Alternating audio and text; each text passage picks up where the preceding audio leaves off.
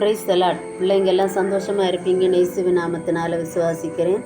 இப்போ நம்ம 13வது பாடத்தை படிக்க போகிறோம். பாட தலைப்பு ஆரோக்கியம்.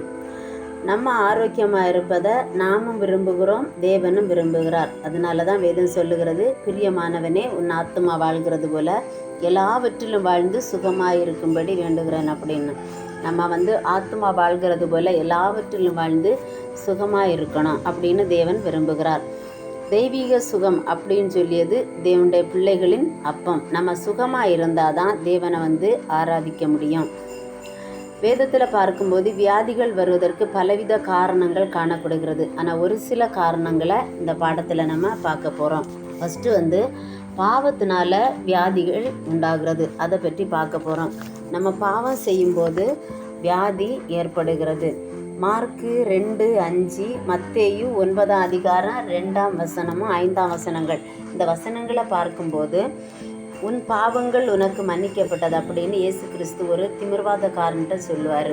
அப்போ இதிலிருந்து என்ன நம்ம கற்றுக்கொள்ளுகிறோம் அப்படின்னா, அந்த திமிர்வாதக்காரனுக்கு வியாதி வர காரணம் பாவத்தினால. நம்ம அந்த அப்படிப்பட்ட வியாதியிலிருந்து நம்ம விடுதலை பெறணும்னா நாம் செய்த பாவங்களை அறிக்கை பண்ணி செபித்து மனம் திரும்பணும். அப்படி அறிக்கை பண்ணி ஜெபித்து மனம் திரும்பும்போது நம்ம அந்த பாவத்திலிருந்து, அந்த வியாதியிலிருந்து விடுதலையை பெற்றுக்கொள்ள முடியும். சங்கீதம் சொல்லுது, சங்கீதம் 103 அதிகாரம் 3வது வசனத்தில், அவர் அக்கிரமங்களை எல்லாம் மன்னித்து உன் நோய்களை எல்லாம் குணமாக்கி அப்படின்னு. நம்முடைய அக்கிரமங்கள் மன்னிக்கப்படும் போது நம்முடைய நோய்கள் எல்லாம் குணமாக்கப்படும்.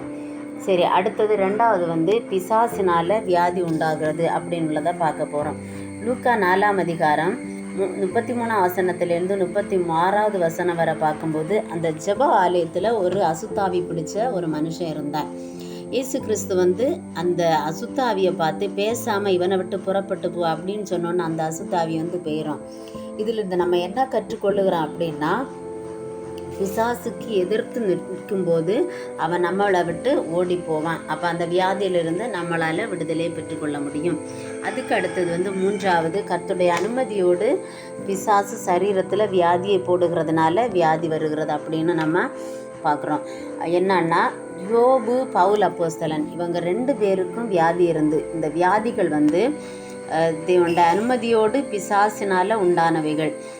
பிசாசுக்கு எதிர்த்து தேவனுடைய கிருபையை சார்ந்து நிற்கும்போது இந்த வியாதியிலிருந்து நம்ம ஜெயம் பெற்றுக்கொள்ள முடியும். அடுத்தது 4வது சாபத்தினால் வருகிற வியாதிகள். நம்ம செய்யக்கூடாத காரியங்களை செய்யும்போது சாபம் உண்டாகிறது, அதனால வியாதிகளும் வருகிறது.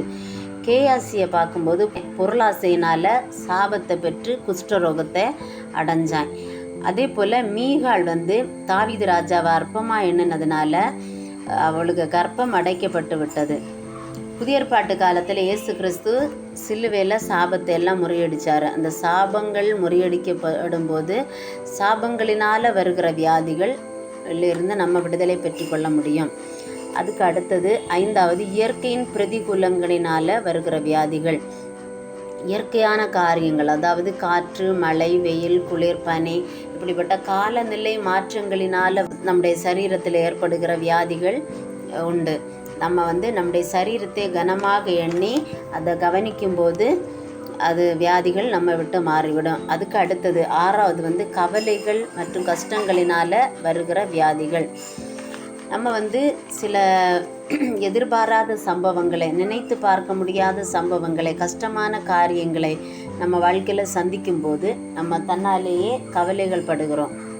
அந்த கவலைகளினால் நம்ம சரியாக ஜெபிக்கிறதில்ல, வேதம் வாசிக்கிறதில்ல, ஆராதனைகளை விட்டு விடுகிறது, இப்படிப்பட்ட காரியங்கள் நடக்கிறது. இது மட்டும் இல்லை, நம்ம நம்ம உடம்பையும் சரியாக பேணுவதில்லை. அப்படி இருக்கும்போது சரீரத்தில் பலவித வியாதிகள் ஏற்பட்டு விடும். அதனாலேயும் நம்ம இந்த கஷ்டங்கள், கண்ணீரான காரியங்கள் வரும்போது தேவன் எல்லாவற்றையும் நமக்கு நன்மைக்காக செய்கிறாருன்னு சொல்லி ஸ்தோத்திரம் பண்ணி தேவனிடத்திலிருந்து விடுதலையை பெற்றுக்கொள்ளணும்.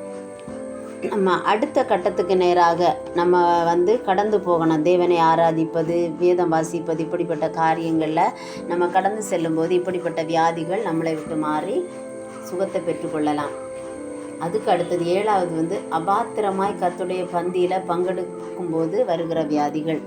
நம்ம திருவிருந்து எடுக்கும்போது குற்றம் உள்ளவர்களாய் குறை உள்ளவர்களாய் எடுக்கக்கூடாது. நம்ம எல்லாருமே குறை உள்ளவர்கள், குற்றம் உள்ளவர்கள். ஆனால் குறைகளை அறிக்கை பண்ணி மனம் திரும்பி தேவனிடத்தில் செபித்து ஒப்புரவாகி திருவிருந்து பந்தியில் பங்கெடுக்கணும். அப்படி பங்கெடுக்கும்போது நம்ம எந்த வியாதியும் நமக்கு வராது. சரி, இப்போ நம்ம சுகத்தை பெற்றுக்கொள்வதற்கான வழிகளை பற்றி பார்க்க போகிறோம். கர்த்தருடைய செட்டைகளின் கீழே ஆரோக்கியம் உண்டு. அப்போ நம்ம அவருடைய செட்டைகளுக்கு கீழே போனோம். அதுக்கு அடுத்தது வேதத்தில் சொல்லப்படுகிற ஒவ்வொரு வசனங்களையும் அறிக்கை பண்ணி ஜெபிக்கணும். அப்போ நமக்கு சுகம் கிடைக்கும். அதுக்கு அடுத்தது கர்த்தருடைய தழும்புகளினால் சுகத்தை பெற்றுக்கொள்ள முடியும். இயேசு கிறிஸ்துவுடைய இரத்தத்தை நம்முடைய சரீரத்தில் பூசி ஜெபிக்கும்போது சுகத்தை பெற்றுக்கொள்ள முடியும். தேவன் தம்முடைய வார்த்தையை அனுப்பி நமக்கு சுகத்தை தருகிற தேவனாக இருக்கிறார். அதே போல் எண்ணெய் பூசி ஜெபிக்கும்போது சுகம் உண்டாகிறது. இன்னும் நமக்குள்ள அநேக வேண்டாத சுபாவங்கள், கர்த்தருக்கு பிரியமில்லாத வழிகள் நம்மிடத்தில் இருக்கும்போது நம்ம வியாதிப்பட்டால் அதிலிருந்து மனம் திரும்பி ஜீவிக்கும்போது நம்ம சுகத்தை பெற்றுக்கொள்ள முடியும். நீதிமானுடைய வேண்டுதலினால் சுகம் உண்டாகும். இன்னும் நம்முடைய குற்றங்களை ஒருவருக்கொருவர் அறிக்கையிட்டு ஜெபிக்கும்போது சுகத்தை பெற்றுக்கொள்ள முடியும். நம்முடைய மூளை அறிவு, இருதய தியானம், வாயின் வார்த்தைகள் எல்லாம் எல்லா நேரங்களிலும் சுத்தமுள்ளவைகளாக காணப்பட வேண்டும். நம்முடைய சரீரம் ஆவியானவர் தங்குகிற ஆலயம். அதனால் கரை திரை ஒன்றுமில்லாமல் குற்றமற்றதாய் கர்த்தருடைய வருகை வரையிலும் காக்கப்படணும். அதற்காக ஜெபிக்கணும். சரி, நம்ம தேவன் தருகிற தெய்வீக சுகத்தை பெற்று கர்த்தருக்குள்ள சுகமாக வாழுவோம். தேவன் தாமே வார்த்தைகள் மூலமாய் நம் ஒவ்வொருவரையும் ஆசீர்வதிப்பாராக. ஆமென்.